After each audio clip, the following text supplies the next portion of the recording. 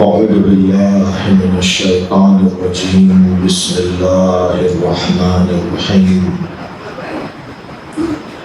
الحمد لله الذي لا يبلغ مدحته القائلون ولا يحصي نعماءه العادون ولا يعدي حقه المجتهدون الذي ليس لصفته حد محدود ولا نعت موجود ولا وقت معدود ولا أجل ممدود فطر الخلائق بقدرته ونشر الرياح برحمته الصلاة والسلام على الرسول المسدد المصطفى العمجد المحمود الأحمد سيدنا ومولانا ومولى الكونين جد الحسن والحسين عاني أبا القاسم محمد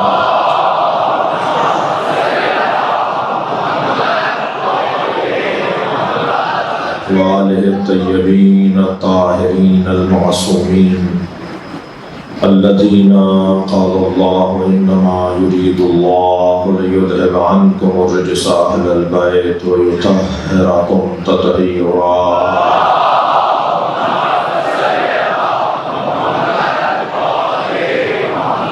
ولعنة الله على أعدائهم أجمعين من يوم عداوتهم إلى قيام يوم الدين.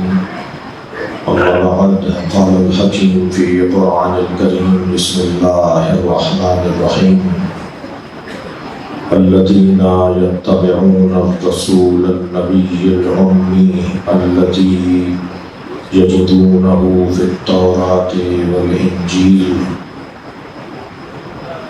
الذين يجدونه في التوراة والإنجيل يأمرهم بالمعروف ينهاهم عن المنكر ويحل لهم الطيبات ويحرم عنهم الخبائث ويضع لهم إصرهم إغلالا التي كانت عليهم والذين آمنوا به ونصروه وعذروه واتبعوا النور الذي أنزل معه أولئك هم المفلحون. صلوات.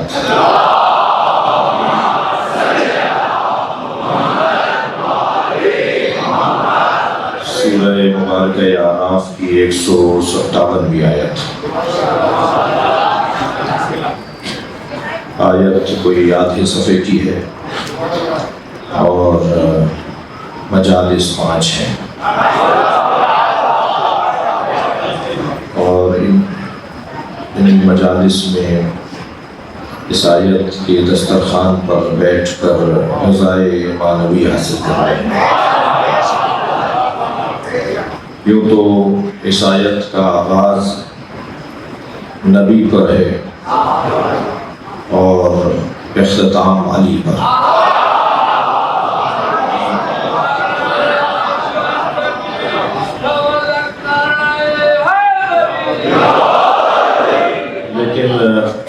توفیقات اور اللہ کی طرف سے تائیدات اور اس کی جانب سے برکت اور حمایت کی امید کے ساتھ بات آج شروع کریں گے. ترجمہ پہلے آیت کا سن لیجئے اور اس کے بعد آج کی پہلی مجلس. ارشاد حضرت احدیت ہو رہا ہے الذین یتبعون الرسول النبی الامی، وہ لوگ جو اتباع کرتے ہیں ہمارے رسول کی، ہمارے نبی کی اور ہمارے شاگرد کی. میں قرآن کا ترجمہ تفصیلی زاویے سے کر رہا ہوں. والذین یتبعون الرسول النبی الامی، وہ لوگ کہ جو اتباع کرتے ہیں ہمارے رسول کی. میں نے رسول پر کیونکہ الف لام لگا ہوا ہے اس لیے ہر رسول کی بات نہیں ہو رہی. یہاں اگر ہر رسول کی بات ہو، ہر نبی کی بات ہو، تو پھر اس کا مطلب یہ ہے کہ سرکار کی امتی ان نبیوں کی بھی اتباع کریں جن کی شریعت منسوخ ہو گئی، جبکہ ان کی شریعتیں منسوخ ہو گئیں. ان پر عمل نہیں کرنا لیکن ان کا احترام رکھنا ہے. اور یہاں بات احترام کی ہو نہیں رہی، یہاں بات اتباع کی ہو رہی ہے. الذین یتبعون الرسول النبی الأمی، وہ لوگ کہ جو ہمارے رسول، آخری رسول، رسول آخر، میرے نبی، اور وہ کہ جو امی ہیں. بات آگے ہوگی انشاءاللہ کہ امی کا مطلب کیا ہے. ہو ہی نہیں سکتا کہ جن کے اقوال کو پڑھ کر لوگ عالم ہو جائیں. صلوات پڑھیں محمد و آلہ.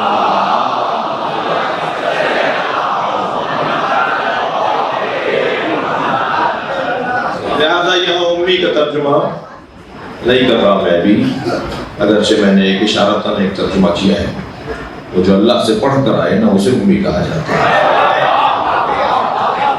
جو اچھا یہی کہہ دیتا ہوں، مولانا کو نہیں معلوم کل مولانا کے پاس وقت ہوگا تشریف لانے یا نہیں. میرے بزرگ ہیں حضرت علامہ دوست علی سعیدی صاحب، بہت ہی مضبوط عالم ہیں، سندھ کے اور بالخصوص اور بالعموم پاکستان کے مضبوط علماء میں سے ہیں. ہمارے لیے سعادت مندی ہے کہ میں انہیں اپنا سبق سنا ہوں. الذین یتبعون الرسول النبی الأمی، جو اتباع کرتے ہیں ہمارے رسول کی، ہمارے نبی کی اور امی کی. امی اسے کہتے ہیں جسے دنیا میں کسی نے نہ پڑھایا. یہ انسان کتنا محدود، مجبور، کمزور، ناتوان اور تنگ نظر ہے. یہ کتنا تنگ نظر ہے کہ اس نے اگر کسی کو پڑھتے ہوئے نہیں دیکھا تو یہ کیوں کہہ رہا ہے کہ یہ انپڑھ ہے. یہ تو قصور تمہارا ہے نا کہ تم نے اسے پڑھتے ہوئے نہیں دیکھا، اس لیے کہ تم اس عالم کے نہیں ہو جہاں اسے پڑھایا جا رہا ہے.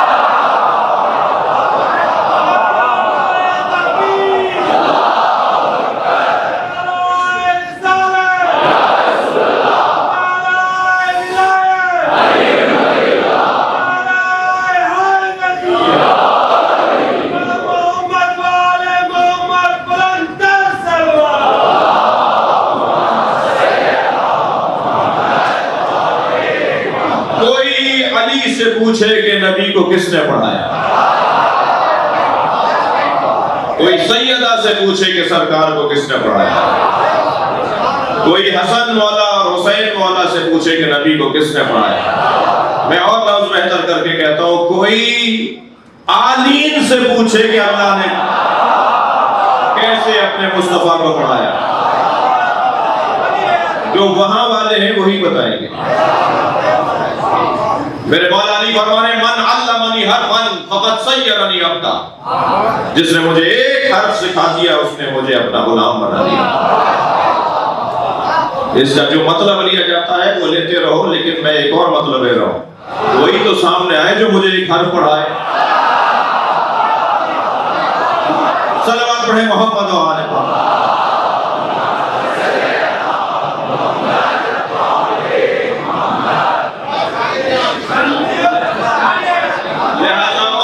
ترجمہ امی پر گفتگو ہوگی آگے اگر توفیق شامل حال ہوئی. تو آخر آغاز اس کا سرکار کے ساتھ، اس آیہ کریمہ کا ابتدا اور آغاز نبی مکرم کے ذکر کے ساتھ. الذی یجدونہ فی التوراۃ والانجیل. ہم کس نبی کی اتباع کی اور کس نبی کی اور رسول کی اور امی کی بات کر رہے ہیں؟ جسے ان لوگوں نے پایا تھا تورات اور انجیل میں. یہ اچانک نہیں ہوا ہے، یہ ایک دم کوئی شخصیت سامنے نہیں آئی ہے. میں تو تمہیں بہت پہلے سے بتا رہا تھا کہ کوئی آنے والا ہے. ہم نے تو تورات میں تمہیں بتا دیا تھا کہ میرا آخری رسول آنے والا ہے. تم عیسیٰ کا دم بھرتے ہو, تم نے عیسیٰ سے یہ نہیں سنا وَمُبَشِّرًا بِرَسُولٍ يَأْتِي مِن بَعْدِي اسْمُهُ أَحْمَدُ؟ میں تمہیں ایک رسول کی بشارت دیتا ہوں جو میرے بعد آئے گا. کم سے کم حضرت عیسیٰ نے یہ فیصلہ تو کر دیا نا کہ حضرت عیسیٰ کے زمانے میں بھی رسول تھے. تم 40 سال کے بعد نبی مانو.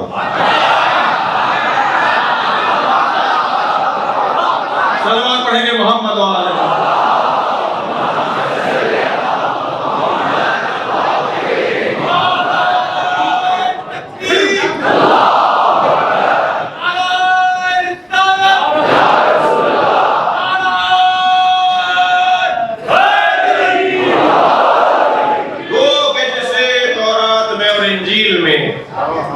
ہم پہلے سے ہی رکھ چکے تھے اس کی ذکر, اس کی بات پہلے سے ہو چکی تھی. وہ کون ہے؟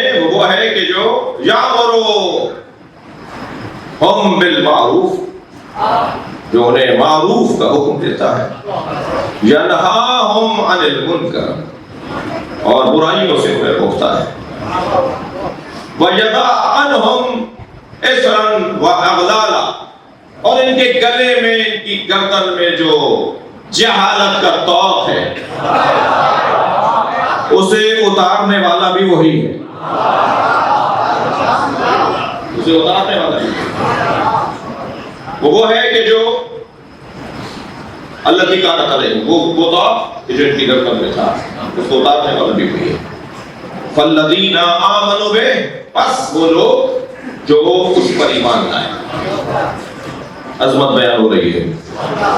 والذین آمنوا بہ, بس وہ لوگ کہ جو اس پر ایمان لائے. آگے چل کے پتہ چلے گا علی کو اللہ اس فہرست میں, اس لائن میں, اس صف میں نہیں کھڑا کرنا جو نبی پر ایمان لائے.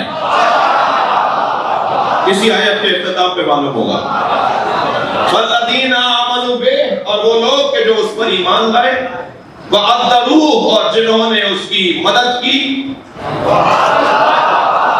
وَنَصَرُوا, جس نے ان کی حمایت کی, وَاتَّبَعُوا نُورَ الَّذِي أُنزِلَ مَعَهُ, اور اس نور کی اتباع کی جو اس کے ساتھ نازل ہوا ہے. اولئک هم المفلحون, وہی کامیاب لوگ ہیں. اس آیہ کریمہ کا آغاز سرکار کی ذات اور اس آیہ کریمہ کے اختتام پہ مولا علی کی بات ہے. اور جو سرکار سے علی تک پہنچے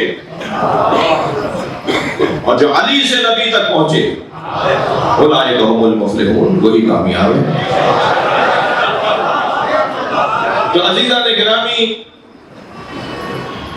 ان 5 مجلسوں میں اس آیت پر غور کریں گے. مان دے ہم احمد پیمبر دود یا تار عشق, میں تو اسی میں گم ہوں. مان دے ہم احمد پیمبر بود کہ اتار عشق, میں تو اسی میں گم ہوں کہ سرکار دو جہاں نبی تھے یا عشق فروش تھے.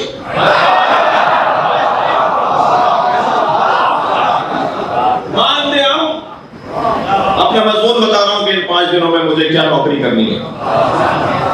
مان دے ہم احمد پیمبر بود کہ اتار عشق, بس کے سلمان ہارا مسلمان کرد بے بو علی. میں تو اسی میں گم ہوں کہ نبی پیغمبر تھے, احمد پیغمبر تھے یا عشق فروش تھے. کتنے ہی سلمانوں کو علی کی خوشبو سے مسلمان کر دیا. صلوات پڑھے محمد و آلہ.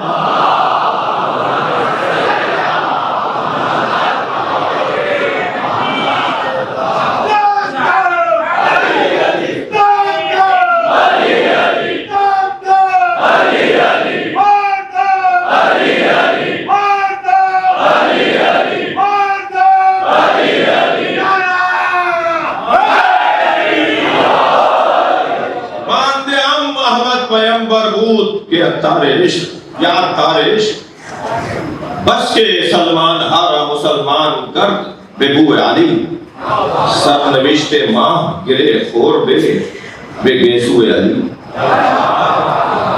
بھئی عاشقوں کی بات ہو رہی ہے تو گیسوؤں کی بات ہوگی، عاشقوں کی بات ہو رہی ہے تو گیسوؤں کی بات ہوگی۔ اور میں انتہائی محترم سننے والوں سے یہی توقع، تو بہت چھوٹا لفظ ہے، یہی یقین ہے کہ سب عاشق بیٹھے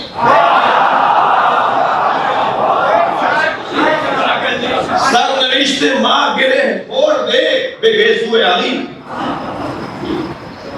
ہماری تو تقدیر ہی علی کے بالوں سے جڑی ہوئی ہے، ہماری تو قسمت ہی علی کی زلفوں سے جڑی ہوئی ہے،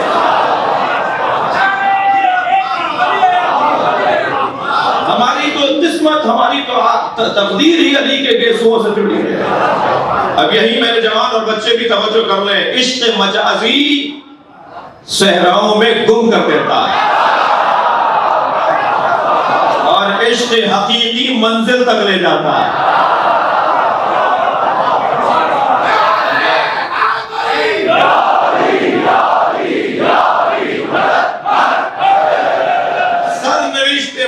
تیسرا مصرع، چوتھا مصرع بھی عرض کروں گا۔ سرنوشت ماں گرے خور بے گیسو علی، از ازل چرخاند خدا مارا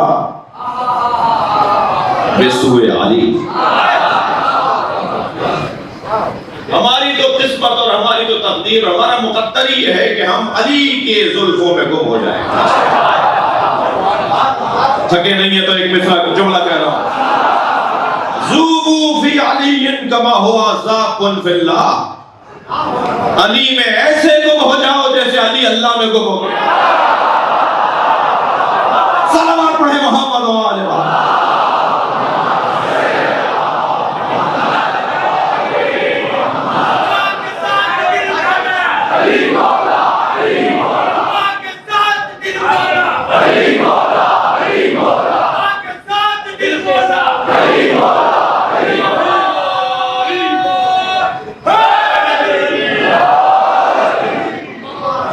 سرنوشت ماہ گرے خور دے بے گیسو علی،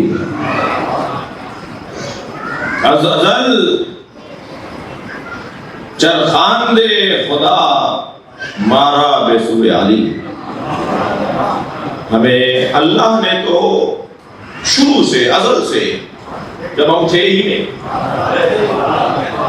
جب ہم نہیں تھے اس وقت سے اللہ نے ہمیں تو علی کے گرد طواف کروایا۔ صلوات پڑھیں گے محمد و آل محمد۔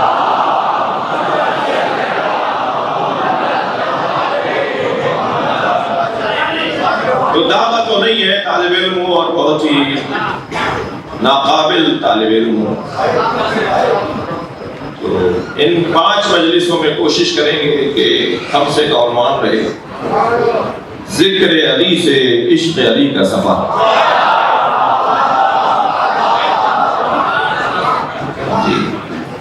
ذوبوا فی علی، گم ہو جاؤ علی کی ذات میں جیسے علی اللہ میں گم، علی اللہ میں گم ہو گیا۔ کبھی بستر پہ سو کر گم ہوا، کبھی مباہلے میں آ کر گم ہوا۔ جس نے اپنے آپ کو مٹا ڈالا، گم کر دیا اللہ کی ذات میں۔ یہ گلاس میرے پاس رکھا ہے، فرض کیجئے دودھ کا گلاس ہو، اس دودھ کے گلاس میں آپ سکہ ڈال دیجئے، اس سکے کو دائیں بائیں اوپر نیچے آگے پیچھے شش جہات میں سوائے دودھ کے کچھ نظر نہیں آئے گا۔ البتہ میں نے سکے کی مثال دی ہے، آپ پانی میں نمک کی اور پانی میں شکر کی مثال لیں تو زیادہ اچھا ہے۔ سکہ پھر بھی باہر آ کر سکہ رہے گا۔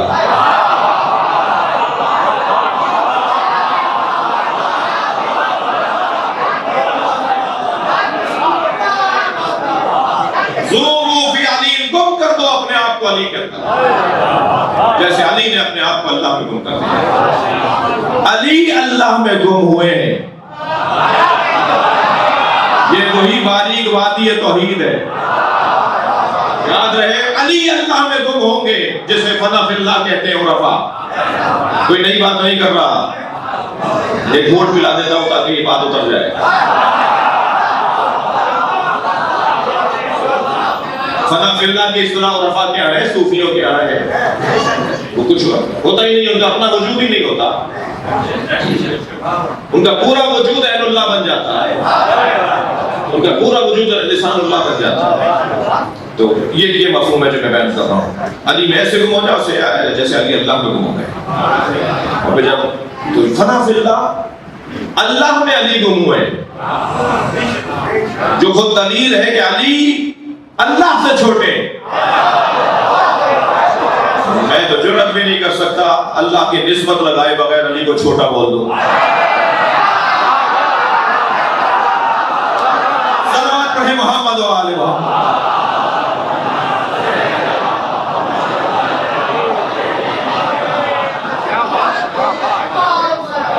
علی اللہ میں گم ہوئے, اس کا مطلب یہ ہے کہ اللہ بڑا, علی اللہ سے چھوٹے. سنگین باتیں ہیں. اور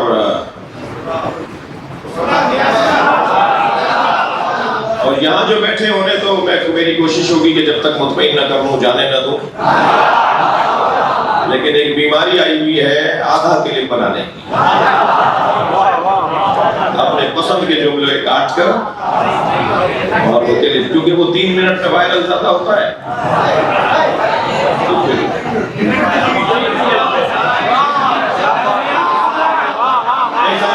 محمد علی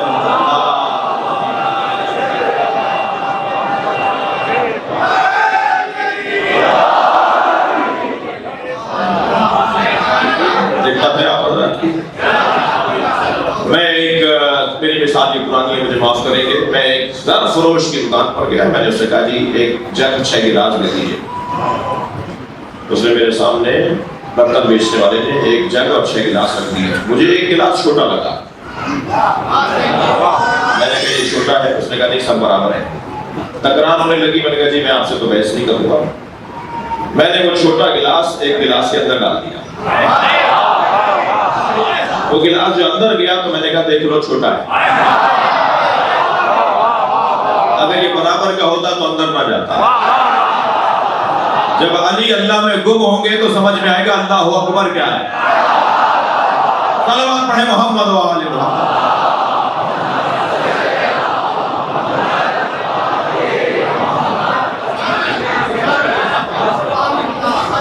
پہلی گفتگو ہے, پہلا دن ہے, آپ کی توجہات کا شکر گزار ہوں. تمہیدی بیان سے گزروں گا.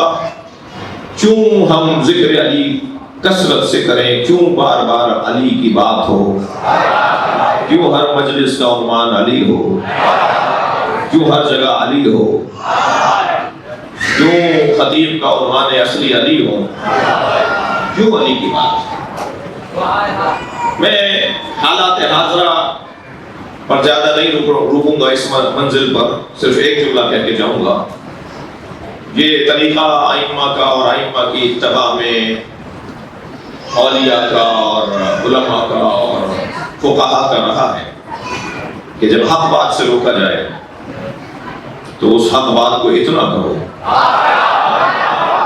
اتنا زیادہ اس حق بات کو بیان کرو کہ تمہاری بات بھی ہو جائے اور فساد بھی نہ ہو. ویسے بھی یہ ممبر فساد پھیلانے کی جگہ نہیں ہے. یہ ہمارے ادارے, ہماری امام بارگاہ, یہ مساجد, یہ امام بارگاہ فساد پھیلانے کی جگہ نہیں. یہ ممبر سلونی کی شبیہ ہے جس پر میں بیٹھا ہوں. لہذا یہاں سے علم کی بات ہوگی, جہالت کی بات نہیں ہوگی, اور بات ہوگی جسے سنبھال سکیں, جسے سنبھال ہی نہ سکیں وہ بات نہیں ہوگی. جتنے اطمینان کے ساتھ میں اپنے اس ہزاروں کے مجمع سے خطاب کروں, اسی اطمینان کے ساتھ ٹی وی کا بات کروں تو بات ہے.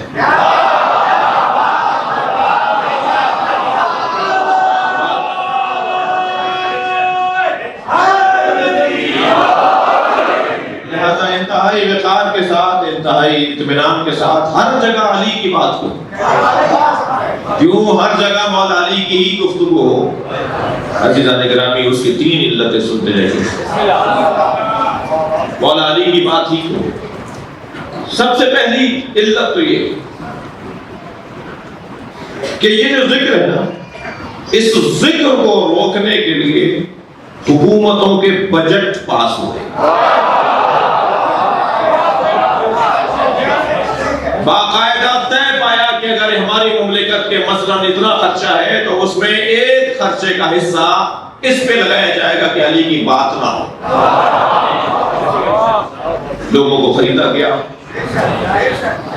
لوگوں کو مروایا گیا، زبانیں کٹوائی گئی، سوریوں پہ لٹکایا گیا. ایسے ایسے قصے جن کا بیان آج بھی رونگٹے کھڑے کرتے ہیں. کب کبھی تاریخ ہو جائے بزدلوں کو، مفاد پرستوں کو، دولت کے پجاریوں کو، اس ذکر سے ہاتھ اٹھانے والے اگر ان بیماریوں کا شکار ہو تو وہ ان کا ذکر سن کے پریشان ہو جائیں گے.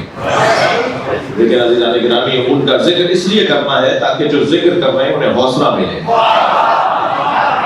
کہ جنہیں 1000 سال پہلے، 1400 سال پہلے، 1200 سال پہلے، 900 سال پہلے، ابھی 300 سال پہلے تک اور ابھی اسی دور میں بھی اسی زمین کے نقشے پر کچھ ملک ہیں، اسی زمین کے اوپر ایک نقشے، کچھ نقشے ہیں جہاں ان نقشوں پہ ملک بنے ہوئے ہیں جہاں علی کی بات کرنا جرم ہے. بات تو دور کی بات ہے، علی کا نام رکھنا جرم ہے. کتنے ہی سنی بھائیوں کی نوکریاں چھن گئی، کتنے ہی سنی بھائیوں کو عرب ممالک سے نکال دیا گیا صرف اس وجہ سے کہ ان کے نام کا عنوان علی.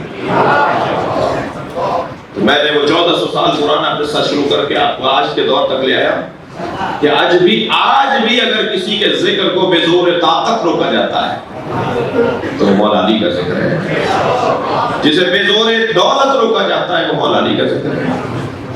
لہذا جب آپ کو موقع ملے، جب جس کی جتنی ہمت ہو، ہر ایک کا ظرف ایک جیسا نہیں، ہر ایک کا کام بھی ایک جیسا نہیں، اور گلہ مند بھی نہ رہا کریں ان لوگوں سے جو آپ جیسا کام نہ کر رہے ہیں. شکایت نہ کریں ان لوگوں کی کسی سے اور اپنے آپ سے اور کسی فورم پر بیٹھ کر کہ جیسا آپ کر رہے ہیں ایسا وہ نہیں کر رہا. ہر ایک کا ظرف علیحدہ ہے، ہر ایک کی ہمت علیحدہ ہے. اس پر تو اتنا ہی آفرین اور مرحبا کہ وہ ذکر علی سننے تو آیا. خبردار میرے عزیزو، اگر کوئی ذکر علی سننے آئے تو اس کا اتنا احترام کرو، اتنا اس سے پیار کرو کہ وہ جہاں ذکر علی کی حلاوت لینے دوبارہ آئے وہاں علی کے مریدوں سے ملنے بھی دوبارہ آئے. لہذا بڑی سنگین ذمہ داری بنتی ہے عزاداروں کی اور مولا علی کے چاہنے والوں کی، بڑی سنگین ذمہ داری بنتی ہے. آپ یہ کالے کپڑوں میں نہیں ہیں بلکہ ذکر حسین کے سفیر ہیں. آپ کی چال بتائے کہ کون جا رہا ہے، ہمارا حلیہ بتائے کہ یہ کون ہے، ہمارا رویہ بتائے کہ یہ کس کا چاہنے والا ہے. احترام کریں گے، پیار دیں گے، محبت دیں گے. تبلیغ کا بنیادی عنوان محبت ہے. تبلیغ ہو ہی نہیں سکتی اس وقت تک جب تک کہ محبت کا اظہار نہ ہو. ڈنڈا مار کے کسی کو نہیں سمجھایا جا سکتا.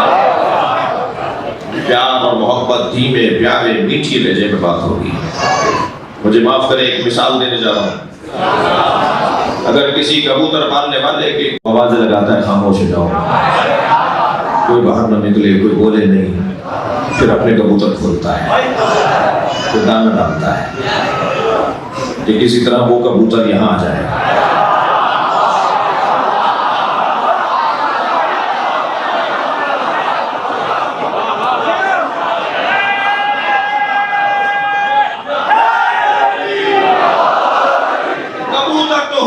حرم الہی کے لیے یہ کہیں اور چلا گیا تھا، یہ اپنے گھر واپس آیا.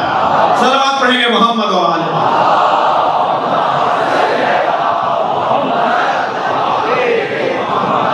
مجھے ایک صاحب کہنے لگے جب فلاں صاحب نے سمجھ لیا تو وہ شیعہ کیوں نہیں ہو جاتے؟ جب فلاں صاحب اتنی گہری اور بڑی باتیں کر رہے ہیں تو وہ مولا ہی کیوں نہیں ہو جاتے؟ میں نے کہا تمہاری وجہ سے نہیں ہوتے.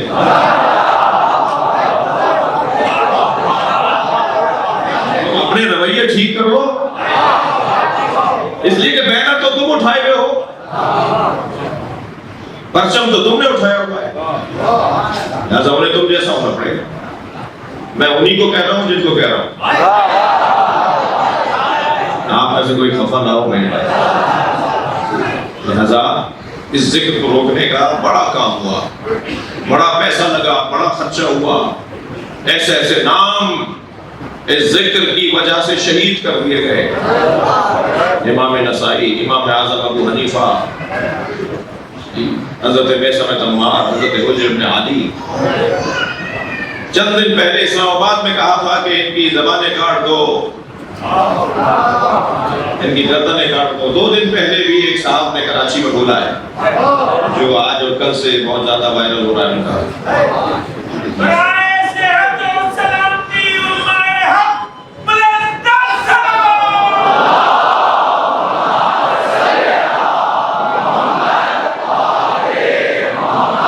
ان کی گردنیں اڑا دو، ان کی زبانیں کاٹ دو۔ اور ہمارے، میں تو بہت چھوٹا آدمی ہوں، میرے 2 بڑوں کے نام لے کر بھی توہین کی ہے بھی پرسوں کراچی میں، اور پھر اسی طرح کی باتیں اور گفتگو کے ہم انہیں مان دیں گے، ہم ان کو یہ کر دیں گے کہ آٹے میں بول بھی نہیں پائے پورا جملہ، آٹے میں نمک کے برابر ہے۔ ان کو چشمہ دلواؤ۔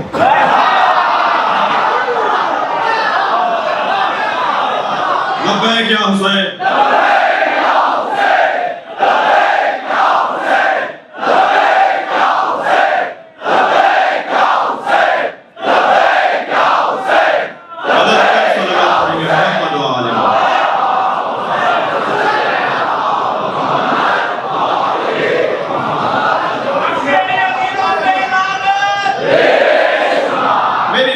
بس ایک ہی یہ تبصرہ ہے، اور وہ یہ ہے، اور آئیے گا ایک صلوات اور پڑھے محمد وعلیہ۔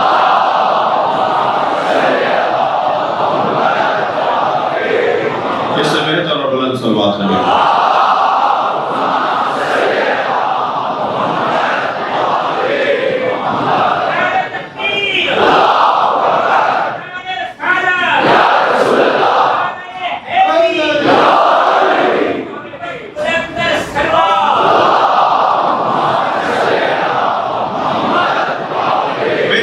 صرف 2 جملوں میں ایک تبصرہ ہے۔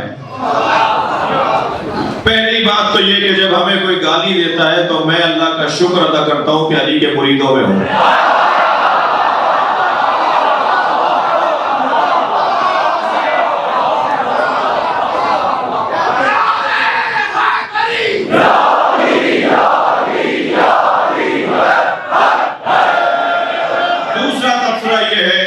دوسرا تبصرہ یہ ہے کہ یہ کوئی نئی بات ہے کہ تم زبانیں کاٹو گے،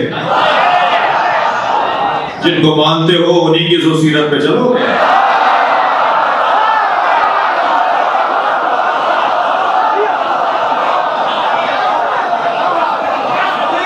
ہمیں تو زبان کٹنے پر شکر ادا کرنا ہوگا کہ ہماری زبان بھی میثم کی زبان ہے۔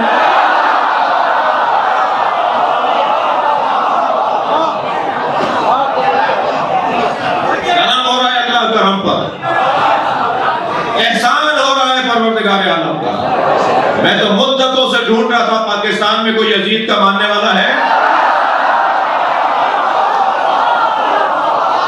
اللہ کا شکر ہوا ہے چہروں سے نقابیں اتر گئی۔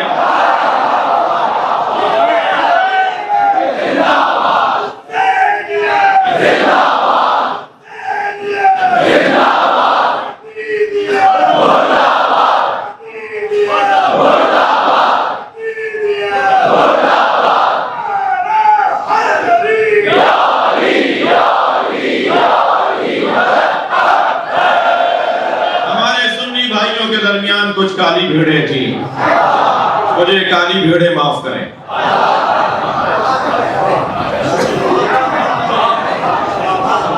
کہ میں نے انہیں کالی بھیڑوں سے تشبیہ دے دی۔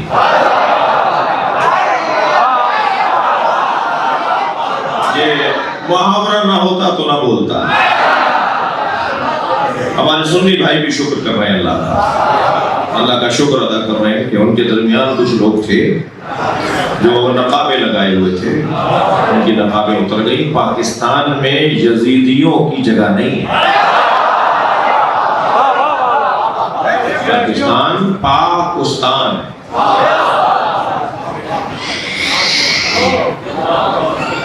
لہذا یزید پلیت کی یہاں جگہ ہے.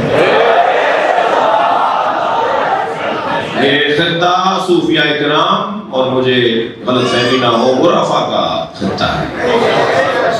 یہاں معین الدین چشتی رحمۃ اللہ علیہ، یہاں سرکار شہادتی بٹائی، یہاں سرکار قلندر، یہ بری امام، دہلی کی درگاہ، اور سندھ تو ویسے ہی اپنا حسن رکھتا ہے. سندھ کا تو اپنا ہی حسن ہے. یہاں تو انہوں نے ثابت کیا ہے سندھیوں نے کہ مسلک ہی دو ہوتے ہیں. سندھیوں نے ثابت کیا ہے مسلک ہی دو ہوتے ہیں، یا حسینی ہوتا ہے یا یزیدی.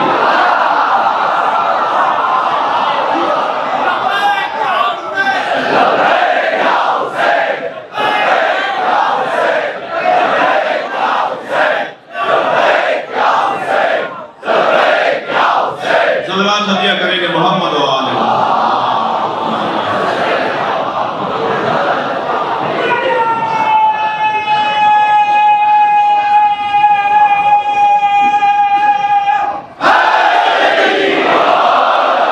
حضرت میثم تمار کی جب زبان کھینچی جا رہی تھی تو انہوں نے آواز دے کر کہا تھا صدق یا مولا یا میرے مولا علی نے سچ کہا تھا. میثم آخری بات کرو، زبان کھینچیں گے. تو میثم نے مولا کے فضائل پڑھنا شروع. ایک شخص نے آواز دے کر کہا وقت اپنا ضائع نہ کرو، اپنی آخری بات کرو. کہا میری اول بات بھی علی، میری آخری.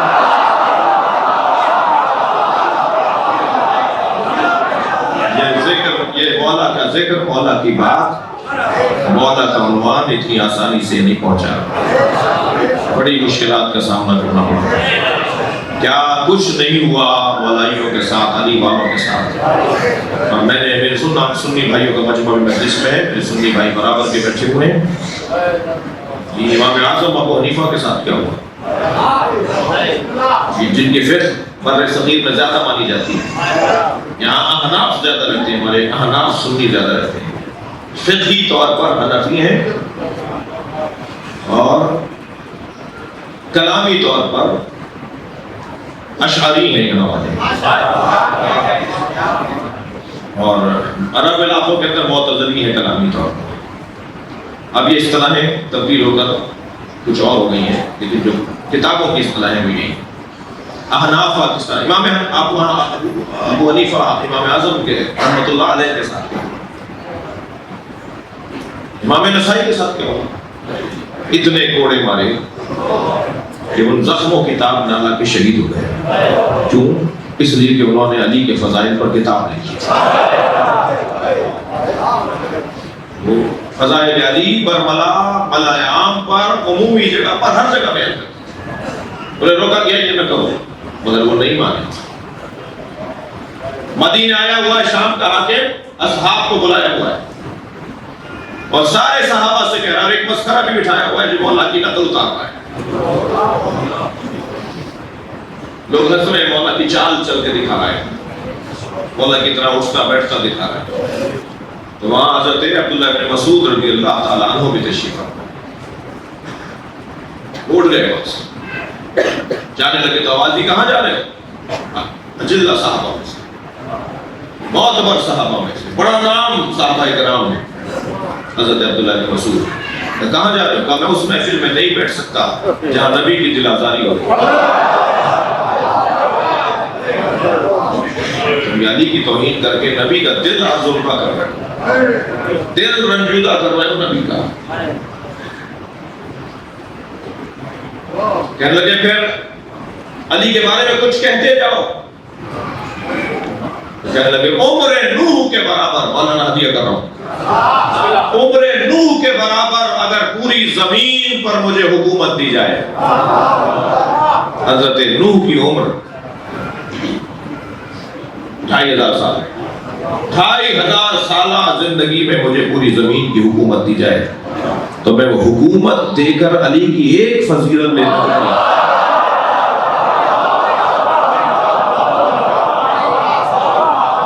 یہ کہہ کر چلے گئے. پھر جو انہیں مسائل ہوئے، جو انہیں مشکلات ہوئی، جو پریشانیاں ہوئی، وہ تاریخ گواہ ہے. حضرت خواجہ حسن بصری کتنا بڑا نام، خواجگان میں سے ہیں، یعنی سر سلسلے جو ولایتوں کے سر سلسلوں کے جو قطب اور ابدال ہوتے ہیں، جو سر سلسلے ہوتے ہیں جن سے کچھ چیزیں شروع ہوتی ہیں عرفانیات میں، روحانیات میں، انہیں خواجہ کہتے ہیں. خواجہ کی دیوانی اور خواجہ کا لفظ ہے، یہ اصطلاح ہے ہمارے بھائیوں کے ہاں. سر سلسلہ ہوتا ہے جس سے چیزیں شروع ہوتی ہیں عرفانیات کی، معنویات، روحانیات کی. خواجہ حسن بصری، ان کو بھی خواجہ کہتے ہیں. وہ جب بھی نبی کا قول بیان کرتے تھے کہتے تھے قال رسول اللہ صلی اللہ علیہ وسلم.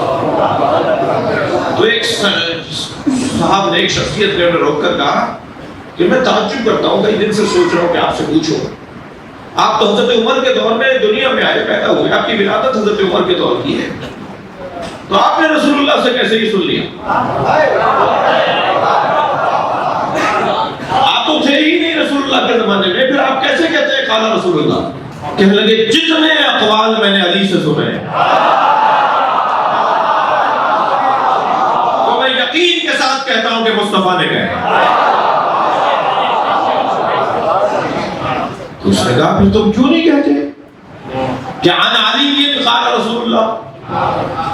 علی سے میں نے سنا ہے کہ رسول اللہ نے فرمایا. کہنے لگے میرے بچے زیادہ ہیں، مجھے اور زندہ ہے.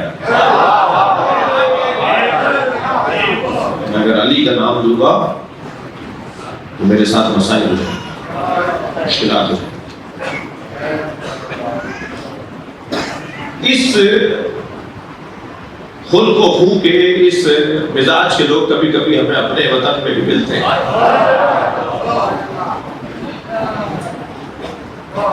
وصیت کرتے ہیں میرا جنازہ شیعوں کے مطابق ہو.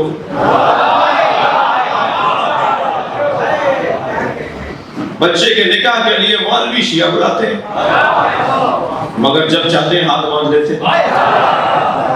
نہیں، مجھے اس سنی سے بڑا پیار ہے جو لاکھوں شیعوں میں ہاتھ باندھتا ہے، کم سے کم لاکھوں شیعوں میں کھڑے ہو کر ہاتھ باندھ کر بتاتا ہے خبردار جس کو میں نے دین سمجھا ہے اس پہ عمل کرنے کی جرات میں رکھتا ہوں. دوسرا پیغام دیتا ہے خبردار شیعوں سے ڈرنا نہیں ہے، مارتے نہیں ہیں.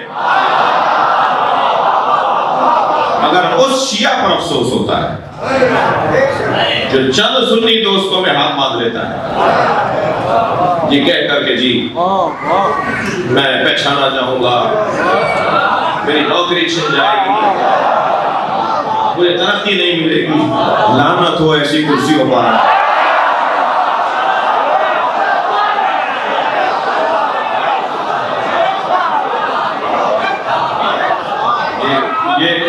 یہ کتنی مشکلوں سے ذکر ہے.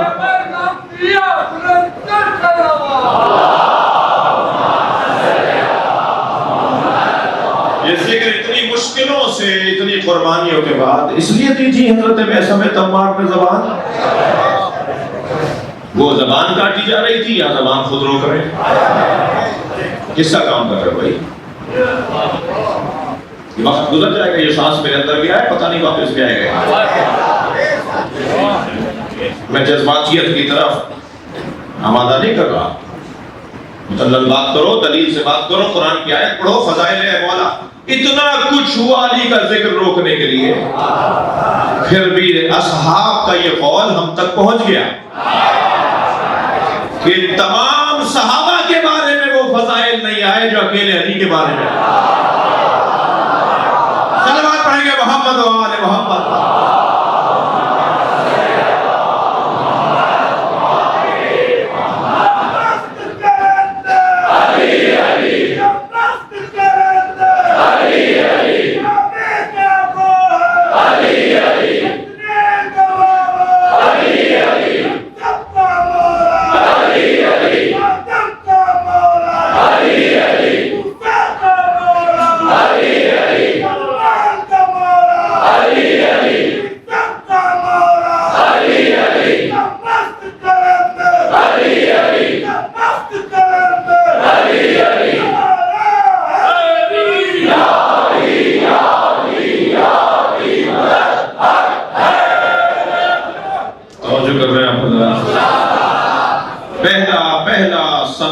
مولا کے ذکر کا یہ ہے کہ یہ ذکر بہت مشکلوں کے بعد،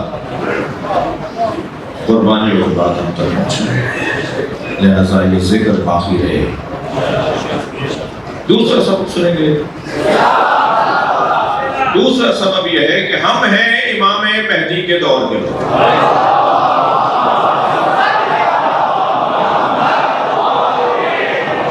ہم جس امام کی امامت میں ہیں، جس امام کی امامت ہم پر اللہ نے اور اس کی اطاعت اور اس کی اتباع اللہ نے فرض قرار دی ہے، وہ امام غیبت میں ہے۔ ہمیں نہیں پتا کہ ان کی سیرت کیا ہے، ان کا انداز کار کیا ہے، ان کی روش کیا ہے، ان کا طریقہ کار کیا ہے، ہمیں نہیں پتا، اور ہم ان کی امامت میں ہیں اور ہمیں ان کے مزاج کا اور طریقہ کار کا نہیں پتا، تو کیا کریں؟ ایک شخص نے میرے مولا امام جعفر صادق علیہ السلام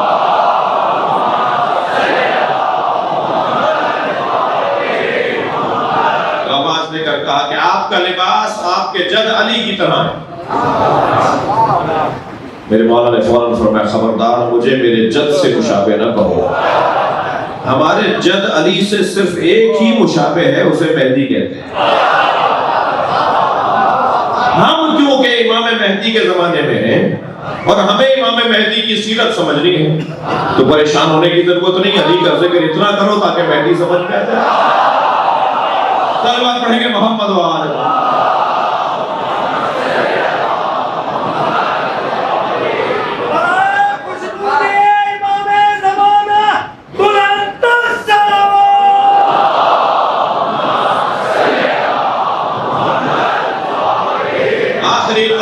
اس کے بعد میں منزل تبدیل کروں۔ آخری علت یا تیسری علت، کیوں کیا سبب ہے کہ بار بار مولا علی کی بات ہو، ہر بار مولا علی کی بات ہو؟ تیسرا سبب میرے بیان کے اندر یہ ہے، عزیزان گرامی، جب تک کسی کا ذکر نہیں ہوگا اس کی معرفت نہیں ہوگی، اور جب تک معرفت نہیں ہوگی اس سے عشق نہیں ہوگا، اور جب تک اس سے عشق نہیں ہوگا تو منزل نہیں ملے۔ میں اب یہ قاعدہ کر لیا اب مولا علی پر، جب تک علی کا ذکر نہیں ہوگا سجا سجا کر کرو، سمجھ سمجھ کر کرو، اہتمام کے ساتھ کرو۔ سجا کر مراد یہ میری نہیں ہے کہ گھڑ کر کرو، گھڑنے کی تو کسی اور کے لیے ضرورت ہوگی، علی کے لیے گھڑنے کی ضرورت ہی نہیں، مولا علی کے لیے کوئی نئی بات کرنے کی ضرورت ہی نہیں، نئی بات کرنے کی کوئی ضرورت ہی نہیں ہے مولا علی کے بارے میں، جو باتیں ہیں وہی بیان کر دی جائیں۔ جتنا میں ذکر کروں گا، سجا کر سے مراد میری اہتمام تو ہو گئی، مثلا یہاں اہتمام ہوا ہے، انتظام ہوا ہے، سجا کر کرو۔ ذکر علی کثرت سے کریں گے تو سبب بنے گا محبت علی، سبب بنے گا معرفت علی، معرفت علی سے میں پہچانوں گا جب علی کا ذکر ہوگا۔ شاید کوئی بچہ آج بھی مجلس میں اٹھ کر جائے کہ جی یہ بات تو مجھے آج ہی پتہ چل گئی، تو یہی ہونا چاہیے کہ معرفت میں اقتدار۔ اگر اس وقت فرض کریں 3000 لوگ مجلس میں ہیں اور 3 آدمی بھی یہ کہہ کر چلے جائیں کہ علی کی محبت میں اضافہ ہو گیا،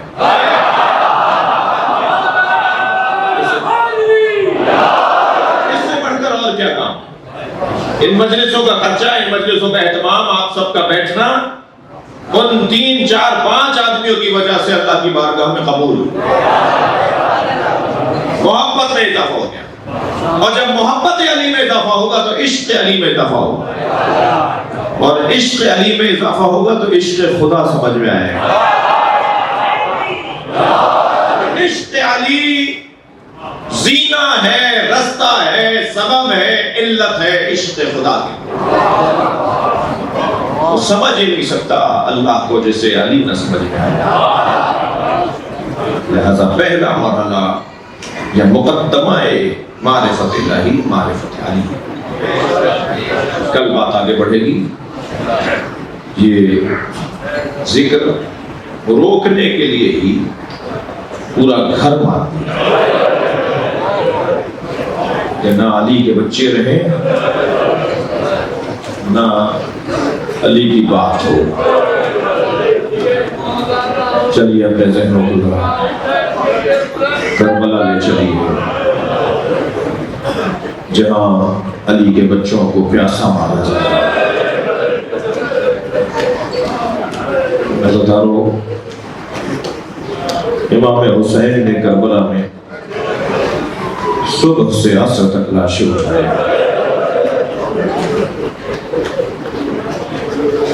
آج ان لاشوں کا بیان، ان شہیدوں کا ذکر ہمیں کربلا کے میدان میں لے جاتا ہے۔ عبداللہ ابن وہب کلبی، جن کی کچھ دن پہلے ہی تو شادی ہوئی تھی، اپنی نئی نویلی دلہن کے ساتھ، اپنی بیوہ ماں کے ساتھ کچھ فاصلے سے گزر رہے تھے تو معلوم ہوا کہ حسین کا قافلہ امام کے قافلے میں ملے۔ تو امام نے انہیں کہا کہ تم اپنا سفر جاری رکھو، کہ ہم تو مدتوں سے آپ کو ڈھونڈ رہے تھے، ہمارے لیے سعادت مندی ہے کہ ہم آپ کے ساتھ چلیں۔ امام نے فرمایا یہ ہمارا سفر شہادت کا سفر ہے، اس سفر کا اختتام میری شہادت پر ہے، لہذا تم اپنی زندگی بچاؤ، اپنی دنیا میں مصروف رہو۔ کہ مولا یہ کیسے، اب اگر معلوم ہو گیا ہے کہ آپ کو مارا جائے گا، آپ کے دشمنوں نے رستے بند کیے ہوئے ہیں، آپ کی راہوں پر پہرے لگائے ہوئے ہیں، تو اب تو ایک لمحے کے لیے ہم آپ کو نہیں چھوڑیں گے۔ لہذا عبداللہ ابن وہب کلبی اپنی ماں اور زوجہ کے ساتھ قافلہ حسینی میں شامل ہو گیا، اور جب کربلا میں روز عاشور شہادت کا میدان گرم ہوا تو بار بار امام حسین کے سامنے آتا تھا، اور امام کہتے تھے صبر کرو، رک جاؤ، انتظار کرو۔ شاید ذہن مبارک میں آیا ہو کہ حسین مجھے شہیدوں میں نہیں دیکھنا چاہتے، ایسا وقت آ جائے گا کہ جب حسین کہیں گے واپس چلے جاؤ، تو آ کر کھڑے ہو گئے لباس رزم پہن کر۔ تو امام نے فرمایا تم اپنی جوان دلہن کا سہارا ہو، تم اپنی ماں کی امید ہو، اور اب یہ کہتی ہیں کہ آئندہ خیمے میں نہ آئے۔ کیا اس وقت مارے جاؤ گے؟ کیا اس وقت میدان میں جاؤ گے جب علی اکبر شہید ہو جائیں گے؟ کیا اس وقت جاؤ گے جب عباس مار دیے جائیں گے؟ دونوں یہ بیویاں امام کے سامنے آ گئی۔ امام نے مادر وہب کلبی سے کہا یہ تو تمہارا سہارا ہے، کہ مولا حسین مجھے بس ایک بات کا جواب دے دیجئے، میں مطمئن ہو جاؤں گی۔ اور جواب سوال میرا یہ ہے کہ کل قیامت میں اگر زہرا نے پوچھا میرے بچے مارے جا رہے تو نے اپنے بچے کو میرے بچوں میں قربان نہیں کیا، تو میں کیا جواب دوں گی؟ زوجہ بہن نے کہا مولا میں انہیں کہتی ہوں کہ جا کے قربان ہو جائے، میری طرف سے ان کو یہی میری زندگی کی خواہش ہی ہے کہ میرا شوہر شہید کربلا ہو جائے۔